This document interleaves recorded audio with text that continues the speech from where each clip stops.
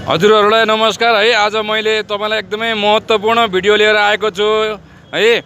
तपाईँ अहिले यो भिडियो हेर्दै हुनुहुन्छ। प्रत्यक्ष रूपमा मैले चाहिँ यो भिडियो अहिले चाहिँ बनाइराखेको छु है। तपाईलाई यो अनौठो लाग्यो होला है। अनौठो नमान्नुहोस् है त। पक्कै पनि तपाईँले बिहे गरिसक्नु भएको छ भनेदेखि त तपाईँलाई थाहा होला है।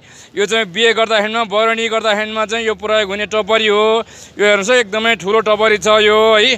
तपाईँलाई चाहिँ यो बिहे गर्दै हुनुहुन्छ र अब चाहिँ यो बरनी गर्ने टपरी कहाँ किन्ने होला भनेर चाहिँ कन्फ्युज पनि हुनसक्छ है। तर यो टपरी चाहियो भने तपाईँले चाहिँ काठमाडौँको बसन्तपुरमा चाहिँ आएर किन्न सक्नुहुन्छ है।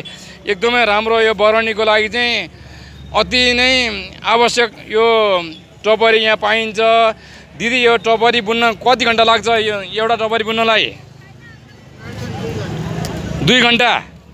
यो दिदीले 2 घन्टा लाएर चाहिँ बुन्नु भएको टपरी रहेछ। यो हेर्नुहोस् है, ल हेर्नुहोस् यो कति राम्रो छ। ल हेर्नुहोस् है, ओहो ल यो अति नै राम्रो टपरी रहेछ। कति पर्छ दिदी यसको? ल भनिदिनु त, यसो कति पर्छ भाउ? 1000 रुपियाँ। ल जम्मा 1000 मा तपाईँले यो बरनीको यो टपरी लिन सक्नुहुन्छ है। तपाईँले चाहिँ यो बसन्तपुरमा आएर चाहिँ यहाँ चाहिँ आएर चाहिँ सम्पर्क गर्न सक्नुहुन्छ है। यो मन्दिरको चाहिँ मुनि चाहिँ दिदीले चाहिँ यहाँ चाहिँ टपरी सधैँ बस्नुहुन्छ दिदी है। यहाँ आएर चाहिँ तपाईँले चाहिँ यो टपरी लिन सक्नुहुन्छ है। तपाईँलाई चाहिँ यो भिडियो कस्तो लाग्यो है?